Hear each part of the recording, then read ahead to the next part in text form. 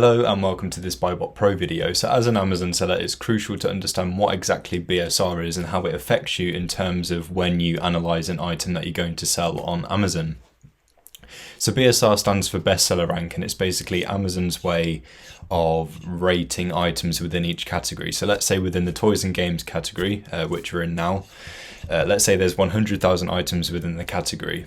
Okay, so the item at number 100,000 is performing the worst. It's not really selling at all. The item at number 1 is performing the best, and it's super popular. So the reason why BSR is important, and especially seeing the history of the BSR for an item, is it basically tells you how well the item is selling and how popular it is. And with some of the features in BuyBotPro as well, you can see if it is a consistent thing over the course of a year, or if it is just like a seasonal item, for example, and the BSR does really well around Christmas time and not so great the rest of the year. So there's several spots in BuyBotPro where we can see things to do with the BSR.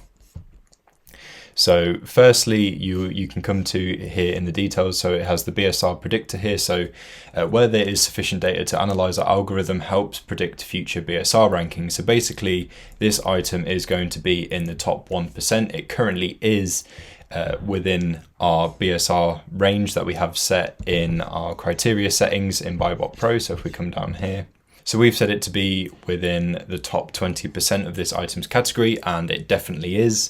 It's in the top 1%. And we can see the actual BSR rating number here. So this item is at number 5,078 currently.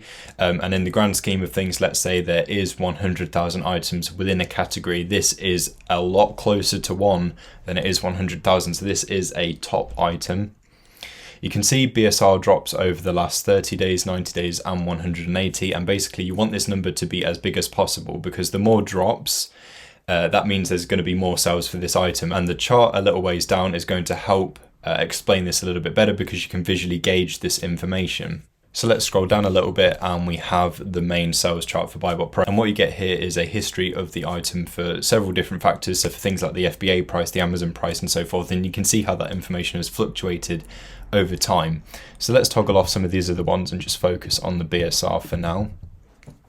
So with this line here, you want it to be as close to the bottom of the chart as possible, because that means a lower number. And obviously the closer you are to 1, the better. And you also want lots of movement on here. And that's what I was saying about BSR drops. So you can see here, there's been lots of movement. And the reason why you want lots of movement is because that means there's been lots of sales for the item.